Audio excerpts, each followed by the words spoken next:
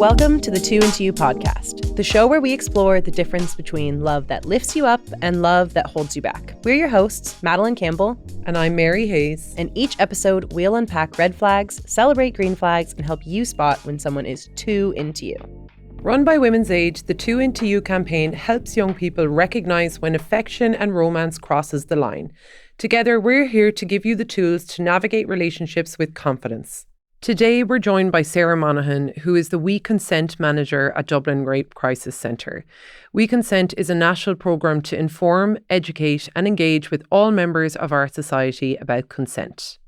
Before we kick off, remember, if you are worried about your own relationship or even a friend's relationship, you can call the Women's Aid 24-hour national Freephone helpline on 1-800-341-900 or use the chat service at 2intoyou.ie.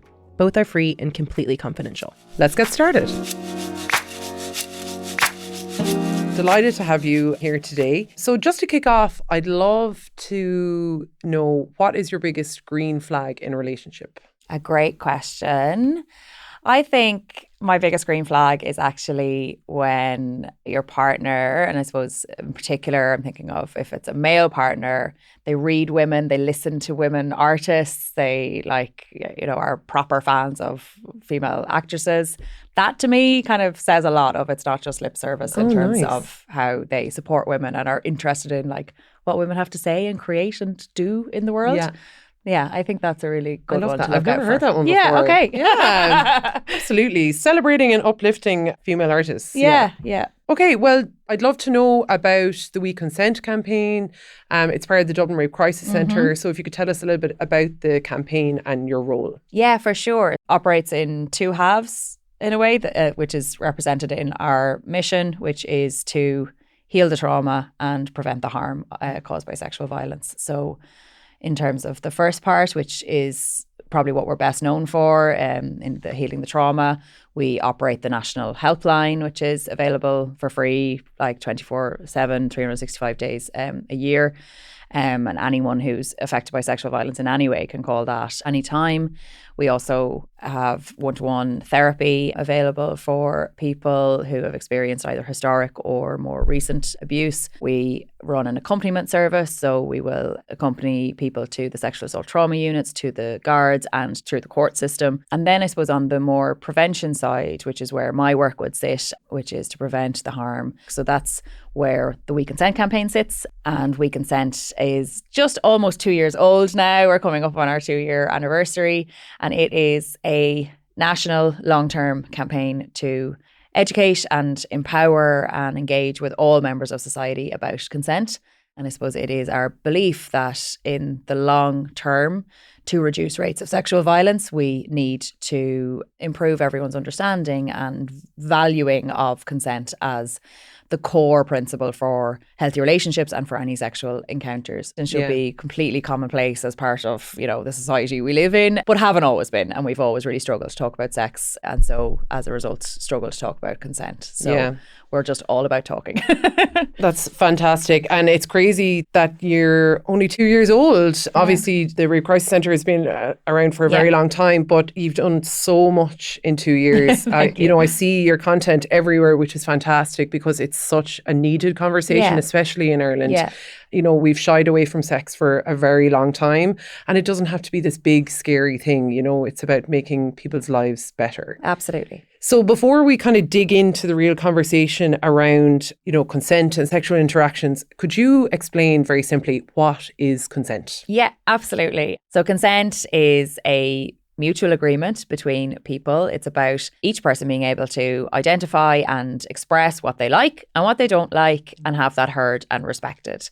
So really, it's as simple as that. I think traditionally we talked about consent in terms of kind of give and get, whereas we think about it more as a meeting in the middle rather than something you're trying to get off somebody else, because that can often be quite gendered, and I suppose traditionally in Ireland quite gendered, of we think of men being the ones to always initiate sex, of to always try and get a yes from somebody else. And then it places women, I guess, in that kind of passive gatekeeper role where, you know, they're just kind of either agreeing or not agreeing, and they're not really an active part in it. So for us, it is all about that mutual agreement, that meeting in the middle, that joint decision between two people. You talked about how we actually use consent all the time, every day, and don't actually realise that. Can you just explain that a little bit? Yeah, and you know, it's really interesting because then when it comes to sexual consent, we're like, oh, Jesus, you know, this is really scary. But actually, we're continually checking in with people. You know, we're checking. I come in here, you asked, do I want a glass of water? You know, you showed me where a seat was so that I could take a seat.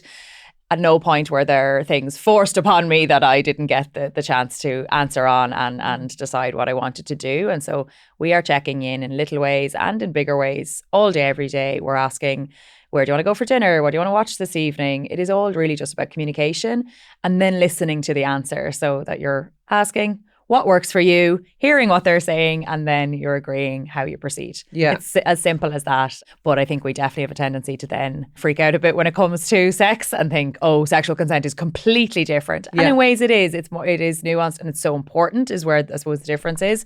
But really, it's the same principle. It's just communicating and then hearing and respecting the answer. In terms of, say, relationships, why is consent important in relationships? What do you think it brings to intimate relationships, to sexual relationships? Well, I think it is absolutely vital in relationships because I suppose it's the foundation not only of our sexual encounters, but it's also the foundation, I think, of our relationship more broadly in terms of our abilities to be able to communicate openly, express what we want and what we don't want, express our boundaries and where they fall, and to have that then heard and respected by your partner.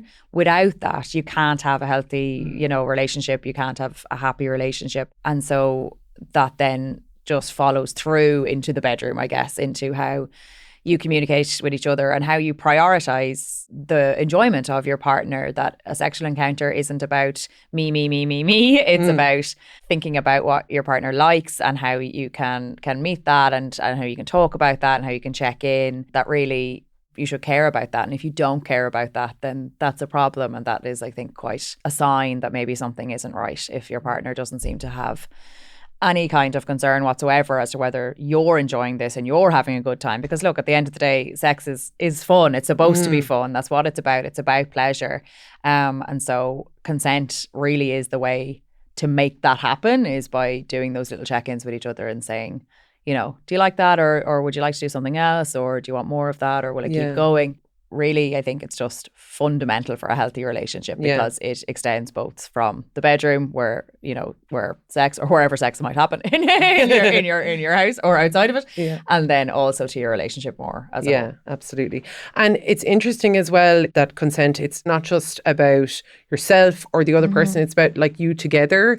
But also, you know, say in a relationship where there is a power imbalance, you know, if you're worried about your partner and trying to like please them, but then if you're not thinking about yourself, then that's where things can you know, become dangerous. You know, I think it's a skill even to develop an understanding of what you like and what you don't like. And I think it's a particular struggle for women and for young women. They've heard in a million different ways, kind of almost subliminally, that what they want and care about doesn't matter as much. And that can really, really have an impact when it comes to sexual interactions and to relationships.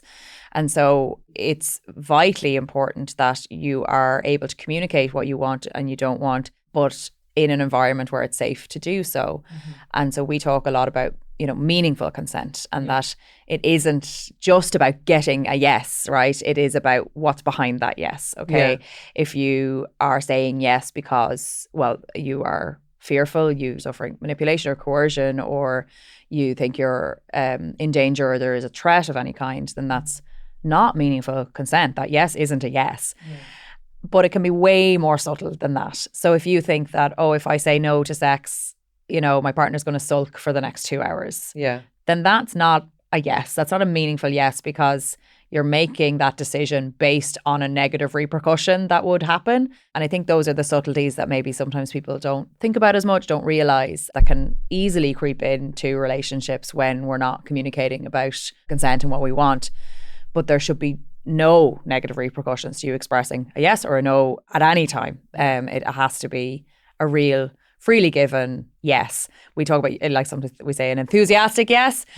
which makes me laugh because I'm thinking it doesn't necessarily mean you're like screaming the house down like at all times. You know, you do you. But it means that you are fully into this and you want this to be happening. And that's what's really important. You know, it's interesting when you talk about consent, then how we use it all the time, you know, throughout the day, but we never even like use the word consent. Like even in the bedroom, we don't use the word itself, consent. What are some ways that you can talk to your partner about what you're comfortable with, what you like, what you don't like, in a way that doesn't feel clunky? Because no one's going to say, you know, I give you consent, do you give me consent? No, absolutely. And I think sometimes that's what people imagine when we say, oh, you have to talk about consent, that it's going to be a big formal sit down conversation where it's, really clunky, really, really, really formal. But that's not it. It's about regular check-ins with each other so that you're saying, is that okay? Do you like that? Do you want me to keep going? Do you want me to change that? You know, or it might be talking about, oh, I'd really like to try this thing. What do you think about that? And then I suppose those are all very verbal cues, but it's also thinking about the non-verbal cues as well of, you know, our body language in every part of life is so important. We always communicate through body language all day.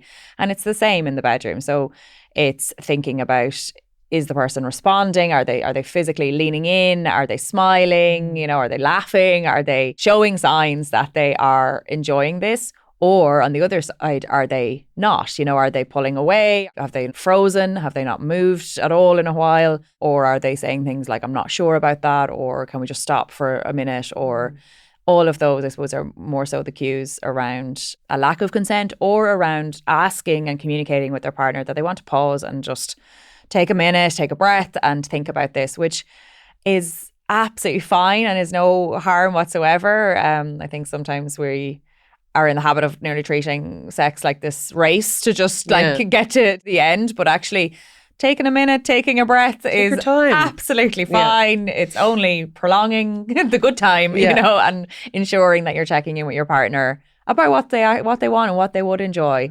And because you enjoyed something yesterday or last week doesn't mean you're going to enjoy it today. And that goes for as well for, you know, we often talk to people who are in long-term relationships who are going, oh, well, yeah, I used to enjoy that thing 5 years ago, 10 years ago, 40 years ago, but I don't actually anymore, but I don't really know how to tell them that. And so it is fluid and it's about what you want in that moment. And that's all that matters, and communicating that to your partner. Yeah, and communication is key. And again, I think the context of the relationship is so important, because you might be having sex and you might be smiling or saying, you know, yes, that's great. But if you've felt maybe guilted into that, or like you're trying to please your partner, again, that's where, you know, that line has been crossed. But your partner should want you to feel comfortable, should want to make you feel good. You know, sex is supposed to be fun. It's supposed to feel great, you know. Totally. And that can't be lost, I suppose, in this focus on consent, because actually that, like, consent is your vehicle to having a better time, to having better sex. Yeah, exactly. What are some, you know, misconceptions around consent? Because again, there's kind of this idea that checking in all the time kind of ruins the mood, or that your partner will think you're weird if you're talking about it, especially say in the, you know, early dating stages, or if it's, you know, a hookup on a night out or something like that. What are ways that you can kind of ensure that you feel good and you feel safe and you feel pleasured? Yeah, it's interesting because people do have that fear around, oh, if I start to say what I like and I don't like they're going to think I'm whatever. But actually, when you're with somebody new, we're all kind of fumbling in the dark a bit of trying to figure out this new person. And even if you've been with somebody, the same person for a while, that you know, that may be the case as things change. But it's nothing but helpful to have somebody communicate with you. Actually, I prefer this and not this, because how would you guess that? You know, you're not a mind reader. It's really important to be able to say that, rather than have both of you just kind of taking your best guess, you know, probably based on the last person you were with or whatever it might be. So really, I think it's an empowering and important thing for people to do, is talk about what their preferences are and their boundaries as well, of what they are not interested in and how to draw those lines. And boundaries are tough, I think, for all of us. You know, we would often hear from our clients that they've never set a boundary. That, you know, that when they come to us and they talk about boundaries in terms of sex and in terms of sexual violence, that they've never set a boundary with their friends, their family, their workplace. And so that's a skill that they have to learn. I think as Irish people, maybe we're very like, oh yeah, sure, it's grand. Like, I'll go along with anything, don't worry about me. To our detriment a lot of the time, that actually we have to learn that a bit as a bit of a skill of figuring out for ourselves, actually, no, I don't like that, and being able to articulate it. But on the other side, it is the responsibility of the person that you're with to be checking in on that and to be making it a priority.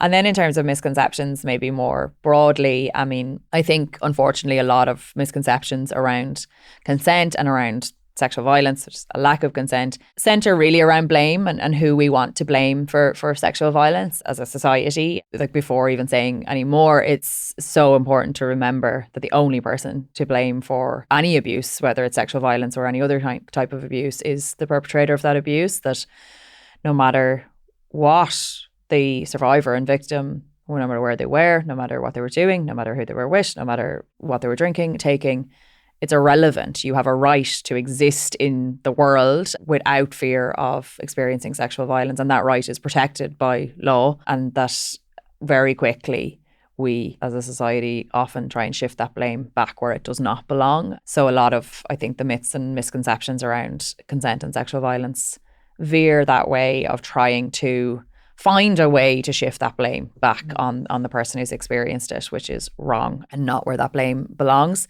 But I think there are lots of other misconceptions, unfortunately. We did research recently, nationally representative research, which told us that 46% of men, so almost half of men and almost a third of women, believe that people regularly make up false accusations about rape or sexual violence, which is quite shocking and disappointing to see.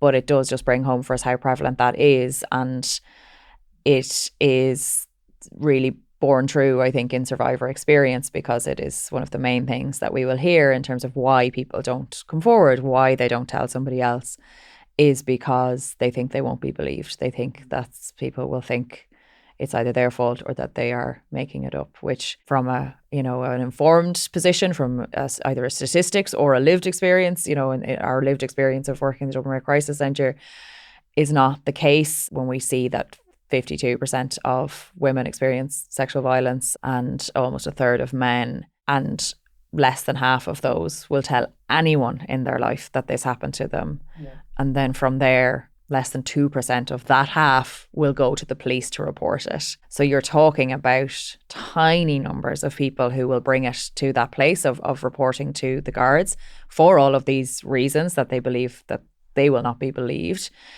And from then, you're breaking down of even fewer cases going to court and then get a guilty conviction. So the idea that I suppose there are lines of people who are heading off to the Garda station to make false accusations is absolutely unfounded and not true, especially considering that it's a tough process. It's difficult to come forward and tell somebody, even somebody in your own life. You're often battling with feelings of shame and blame and trauma and pain, and to then take it forward to the police and to the guards and beyond is a long process, and so it's not one that is ever entered lightly by anybody. So I think that that's one that we would love to see shift over time. And I think as well, unfortunately, it's quite gendered, that it rests upon this idea that women lie, that there is a vindictiveness, or that there is a almost, inherent need in women to lie about these things, which is categorically untrue. So the other thing that we found in that research is that a significant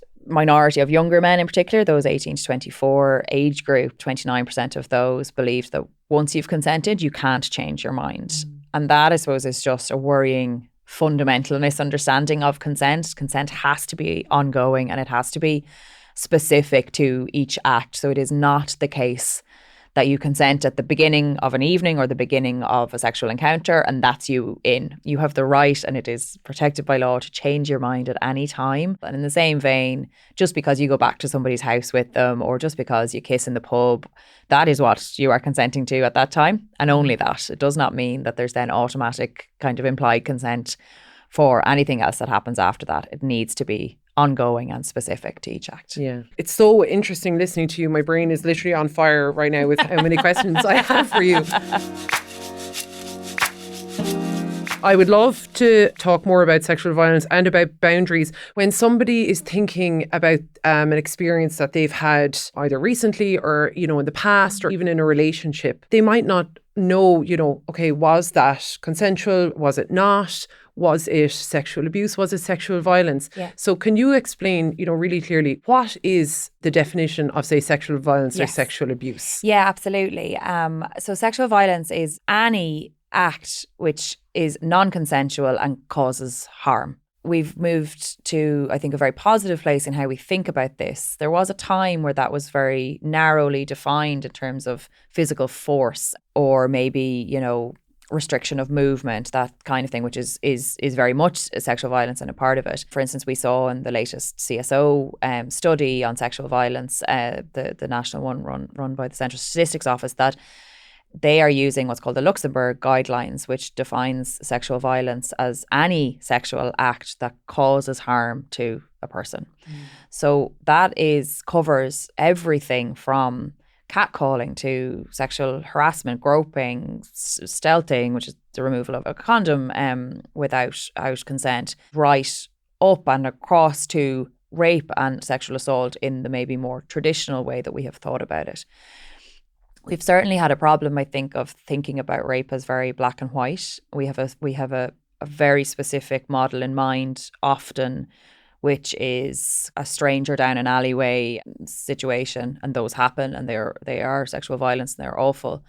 But there are so many other ways that rape and sexual assault and sexual violence happen. Yeah. It is much more likely that it will be someone known to you than a stranger, whether that's a partner or an acquaintance or a friend, and can happen within a relationship. They can happen at home. It isn't quite that stranger down the alley, that it was physical force always. And that's really important, I think, for us to remember, because we have such a almost narrow view of it, or a kind of a blinkered, like that's what it is. When it doesn't happen like that to us, we can think, oh, well, I don't know what that was, but it wasn't this, because that's what this looks like. So we've certainly seen that. We launched a platform called WeSpeak last year, which is an online anonymous platform for people to share their story and their experience in their own words. And what we've seen in that really is the breadth of experience. And so many people posting on it saying, until I visited this site and started to read other people's stories, I didn't understand that what happened to me was sexual violence. And I think that's really important and good to see, and needs to continue, that if there was a sexual experience that happened that was non-consensual and that caused you harm or made you feel afterwards, that I don't think that was right, then it probably wasn't, and I think it's really important that we trust our gut on that, and then I suppose visit places like WeConsent.ie or visit 2into so that we can do that bit more research and figure out, okay, what is it that happened to me, and call our helplines so that people will absolutely support you and listen and believe you. WeSpeak, it's such an incredible platform because, like you said, the way that sexual violence, sexual assault, rape happens can impact people so differently. It may take a long time to realize that actually something did happen to you. Maybe you realize straight away, maybe you realize in the moment. And also how people react in the moment will be different.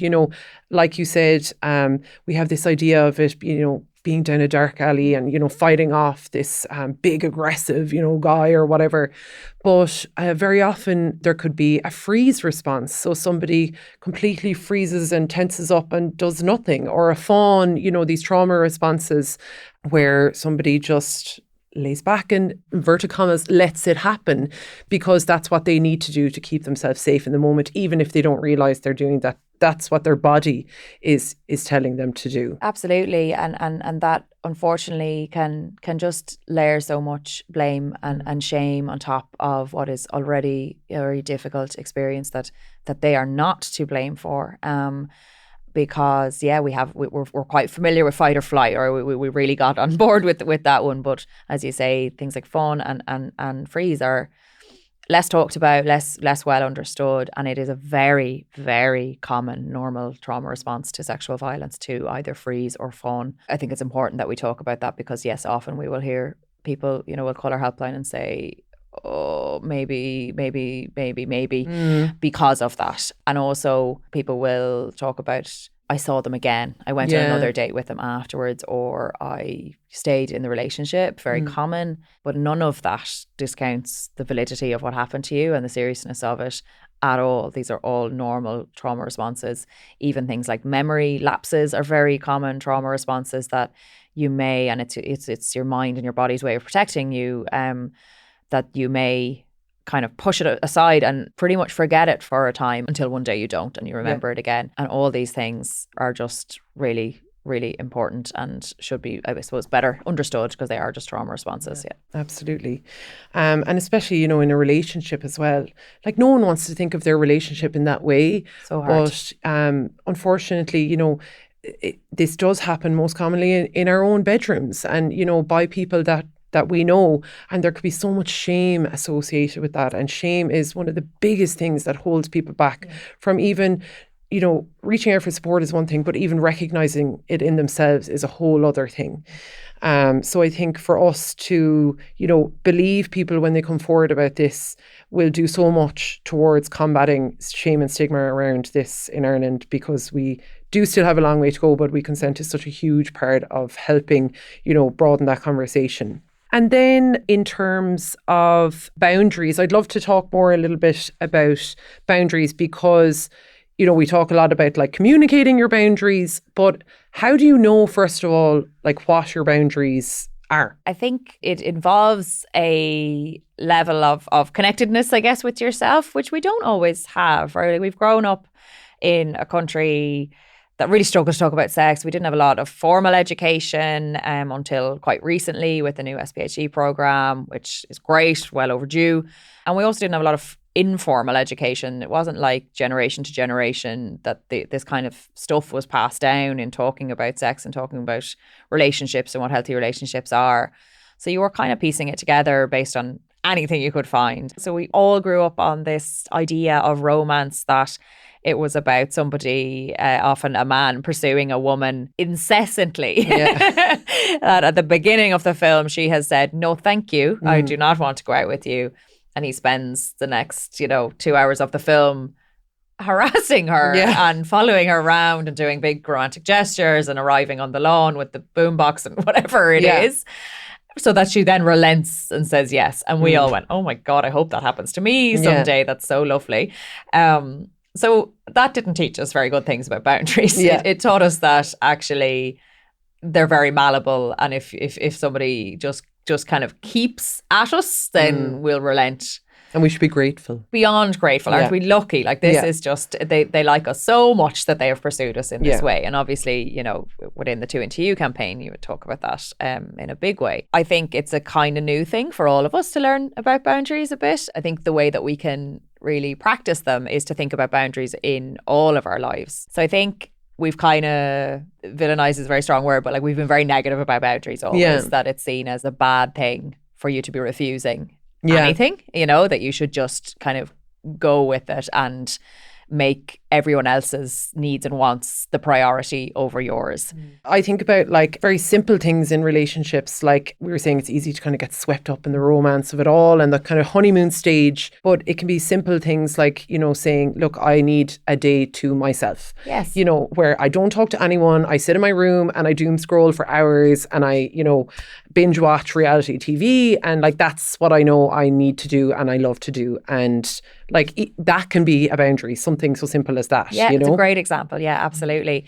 And it brings it into the relationship as a normal concept that sometimes there are things that I'll need that are about me. Yes. And that they're not things that will impinge on you as such, but they're things that I need for me. And that should then, I suppose, over time become a commonplace thing. Yeah. And it also gives your partner permission then to, think about their boundaries and what they need and how you can then make them feel loved and safe and respected. I always think as well, in terms of, we have a real difficulty with rejection as well. Again, it's not something we're kind of taught a lot about, and how to handle rejection. And so a no just seems like the worst thing ever. And it can feel so personal that you personally are being rejected in this moment. But I always think actually like a no, it's something that you're really being trusted with by a partner, like that they have felt they can hear this no and they can hold it for me and they, you know, they can mind this and listen to it. And so really when you're hearing a no in any form, you know, from a partner, which might be a, you know, oh, not right now, or I don't want this or whatever, actually like that's a really good sign of your relationship and of your dynamic, of that person feels safe to be able to trust you with that no. So rather than feeling it's the worst thing that's ever happened, that you've personally, as you know, as your identity has been rejected, thinking, yeah, they really trust me and they must really feel they can I love do that. for me. That's so spot on. And in terms then of somebody's ability to, you know, give consent or communicate consent or receive consent, what are some kind of societal factors that might come into play, like, you know, age or relationship status or ability or dependence or even gender? Yeah. So, I mean, there are so many factors, I suppose, that influence on this. Taking gender, for instance, I think as women, we have really been taught that at all costs, we should not be making a fuss about anything. And that still, you know, kind of lives on and is lessening, thankfully, but that it's a woman's job to just kind of keep the head down and not be making a scene about anything. And I think that really comes to the fore when it comes to sex. That what you'll find a lot is that women are going along with sex that they don't want to have for the sake of their partner, whether that be male or female, that they're very used to seconding their needs and their wants and just deeming them as less important than pleasing the other person. So I think in particular for young women, it's really, really important to be thinking about sex as something that you only do and partake in when you want to, when you actively want to. That it's not just a kind of it's been a week or it's been a month or whatever, so I better just go along with it, or they'll be in a bad mood now, because that isn't consent. You're chipping away at really the complete fundamentals of consent there, that it needs to be something that you actively want to engage in. But I think that gender and our gender roles that have been kind of put on us have really had an impact there. And then, you know, when you're thinking about non-heterosexual relationships, that we've had pretty much no sex education and representation for such a long time of how those dynamics might work. You know, what happens then when it's two women or it's two men? Who's the initiator? All of this is just left to be figured out, and that then sometimes can lead to miscommunication and lead to everyone trying to play a role that they think is the role that they're supposed to play, or the role that they've seen in heterosexual couples, so they try and kind of mirror it back onto their own situation, which doesn't necessarily work at all. Because I know you talk a lot as well about like having lots of little conversations, you know, and people are always changing, they're growing, your preferences might change. So I think it's really interesting how, you know, we can so easily fall into these kind of stereotypes, or like having sex the way it's always been. You know, like we see those power dynamics if it's a heterosexual relationship. You know, in LGBT relationships, there's stereotypes within that, you know, like the top, the bottom, that kind of thing, you know, and assumptions of where you're supposed to fall in that. Say for someone who's disabled, you know, where their power comes in, or, you know, their desire at all, you know, comes into the conversation, because there's obviously this assumption that, you know, people with disabilities don't have sex in the first place, you know?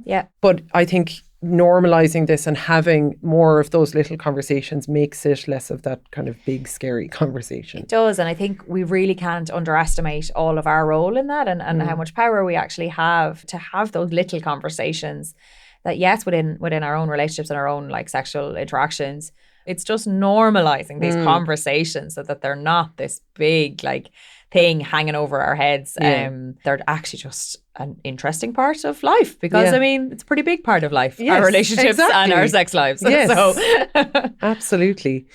I'd love to know, what advice would you give, say, in particular to young people around, navigating consent in a digital age? So like, we're all in online spaces now. Social media is obviously a huge part of our lives. Things like sexting, sharing intimate images has become, very normal now in young relationships. So how can you navigate consent and your boundaries around that? Yeah, so it's obviously a huge thing now, given that we're all so online and the way that we use our phones at all times. I suppose the first thing I would say is that it's okay that that's part of how we date and how we communicate and how we flirt, and that's fine. That's not a shameful thing. That if you want to send a picture to somebody who is consenting to receiving it, that's absolutely fine. I suppose where we get into difficulty is in the sharing of intimate images without consent, and that is a form of abuse, and it is also a crime. It is recognised now in the law, in a law called Coco's Law. So it is a crime to share intimate images of someone without their consent, but it's also a crime to threaten to do so, which I think people maybe don't realise often. So if somebody sends an image to another person by choice and they consent to receiving it, but then that gets shared beyond that, that's now a crime. And unfortunately, it was something that was very common and still, I think, is quite common that happens, and that people think, oh, it's no big deal. And certainly I think we would have all maybe have experiences throughout our lives of hearing of that happening throughout schools and throughout friend groups and things like that. And it is a very serious form of abuse. It is such a violation of trust, and the fault never rests with the person who took the picture and sent it to one person. It is about the person who sent that on, and then all the people that sent it on and on and on. I think it's really important for us to remember that when one person is sending an image to another, that is where it ends, and that needs to be respected, and that sharing it any further or threatening to share it is a crime. And if someone has experienced sexual abuse or coercion, or they're just unsure about maybe a past experience they've had, where can they go for support? What supports are available? Yeah, absolutely. So we would really welcome anybody, and that's of any gender, any sexuality, any age, any relationship status, to call the DRCC helpline. It is available 365 days a year, free phone and completely confidential, and it is on 1800 77 88 88. But in addition to that, if that doesn't seem like your thing of picking up the phone, we also have a web chat available. So if you want to have a conversation that way, we have an interpreting service. So we have over 200 languages available through that. So if English isn't your first language, don't be put off getting in contact. And then I suppose more broadly, please do visit the WeConsent, so it's we-consent.ie website. There is tons of information and resources and toolkits and videos about consent, and relationships and sex and everything to do with that, so that you can educate yourself in your own time, and learn a bit more, so that you feel better equipped to have all these important conversations, and to receive any support that you might need. And we'll put all of that information in the show notes. But I encourage everyone to go and visit the website, because there is so much helpful information there. There's really interesting stories as well, and helpful tools if you're worried about yourself or even someone in your life. So then, just to close, if there was one thing about consent and healthy relationships that you would like people to take away from today's episode, what would that be? It is that consent is about mutual agreement. It's about all people knowing what they want and what they don't want, communicating that with the other person, and having that just heard and respected. And in a way, it's as simple as that. And that the way for us all to get better at doing that is to just communicate, just talk. And that consent is just all about communication and respect. And the other thing is to remember the power that you have in changing this conversation, and in spreading the word around consent and around healthy relationships. You do not have to wait for somebody else who seems more powerful or more informed to do it. Go and have a chat with some of your mates about this, and remember that if anything comes up for you in that, the supports are there. Brilliant. Thank you so much, Sarah. Thank you. So now we're joined by Madeline Campbell, who is our 2 Into You officer. Madeline, what did you think of our chat with Sarah today? She is so knowledgeable, and she's someone I actually really look up to. Like, I just love listening to her. She just knows everything. And she makes conversations like this that can seem really big and scary feel really simple and feel really approachable. So I think the conversation was it was really important. And it happens to be Sexual Violence Awareness Month. So very appropriate that we're having this conversation now. But I think one of the main points that I took away was that this conversation about sex and sexual violence and about consent and about boundaries is becoming more common, but we're not always given the tools to know how to talk about it. And I think that's kind of what we're here to do today. Exactly. Consent and even boundaries and feeling comfortable, are really important, especially in a relationship, when you're going out with someone, even in the very early days. Yeah. But I suppose it can be something that's very, very difficult and almost impossible to navigate if you're in a relationship with somebody who is controlling, who is manipulative, or who is abusive. Yeah. So, from our own research, we know that 1 in 6 young women have been sexually coerced. And really this shows us how coercive control can happen within a relationship, because sex is such a big part of a relationship. Absolutely. And it's, it should be a wonderful and really normal and joyful and pleasurable thing in a relationship. But if your partner is making you feel pressured, or say it's, date night, or you haven't seen them in a while, or maybe it's, your one night of the week that you're seeing them, you should, if you want to have sex, fantastic. But if you feel like you should have sex, or not even have sex, but do sexual things together or be intimate,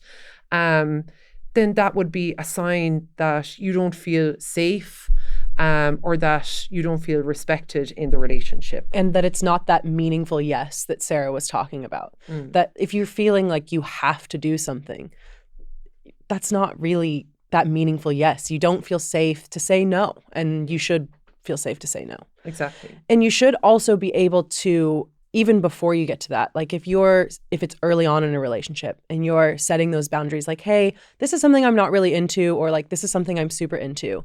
And you approach that conversation just openly and honestly, and they're pushing back and they're being like, oh, that's ridiculous. Like, that's a red flag. If they're not respecting those boundaries early on, they're likely not going to respect your boundaries ever. Exactly. Another interesting point that Sarah made was the kind of nonverbal cues that happen in a sexual interaction that might mean yes or might mean no.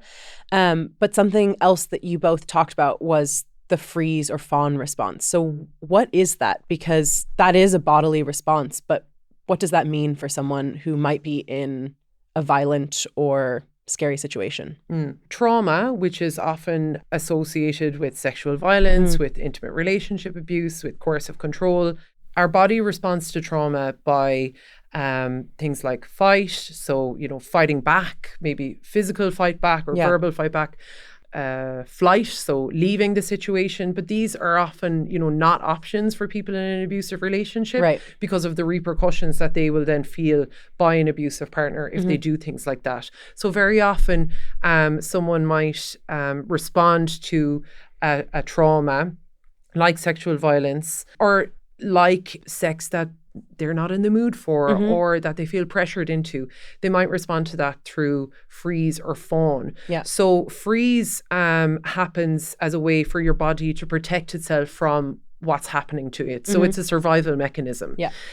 So body cues that can happen in a freeze state can be things like numbness, dissociation, feelings of being stuck or not able to move.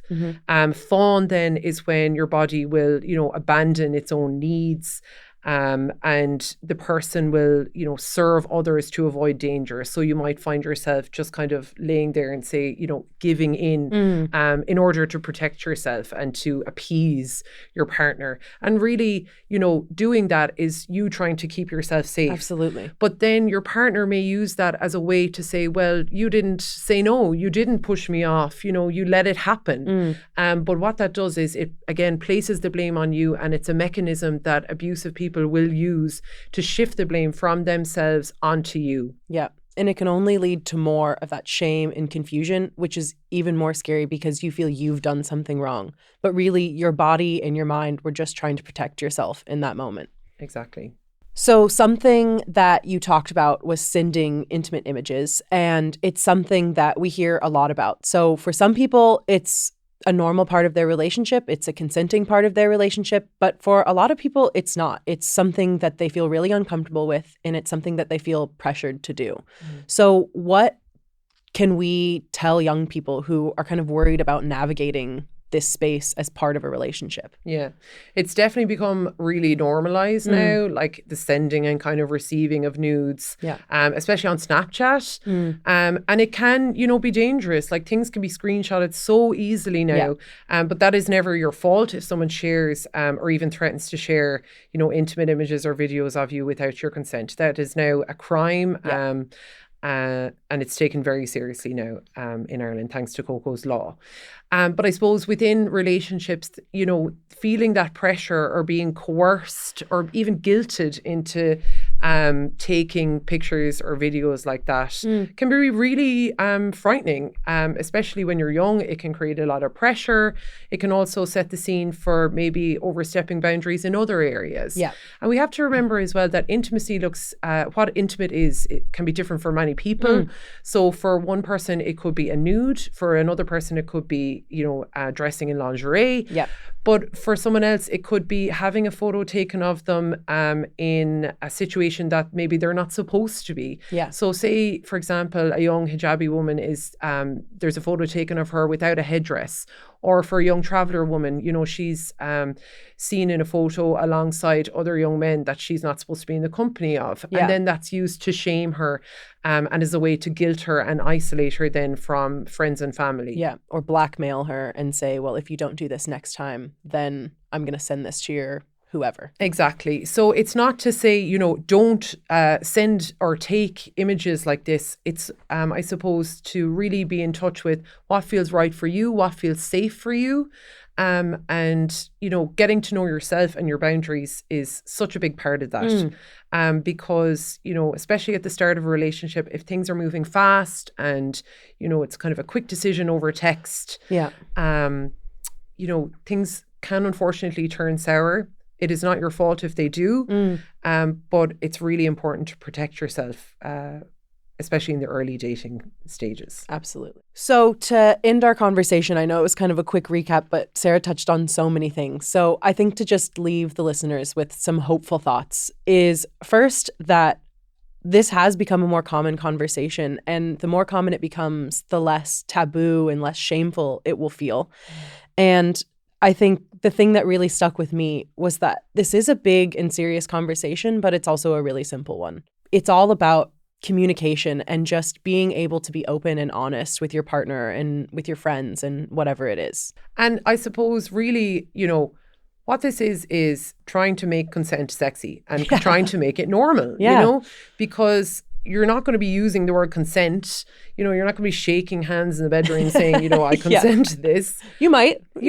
Hey, if that's how you want to do it, go for it. Go for it.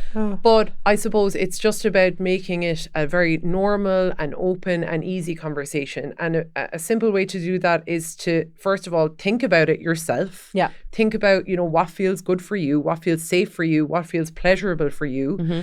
Talk to your friends. Yeah. This can be a fun conversation with your girlfriends. Like, talk about what you guys like, what you don't like, what are things that you've tried, what are things that maybe you've been asked to try and didn't maybe want to do. Yeah. Because you will probably realize that there are very common experiences that you guys have, and being open and honest and taking these conversations out of the shadows can only move us forward. Exactly. And those platforms like WeSpeak and the survivor stories on 2&2, they're also another way for you to see that these things happen to everyday people, and that if you do have a story to tell and if you do need someone to listen to you, that you will be listened to and you will be believed and you will be supported.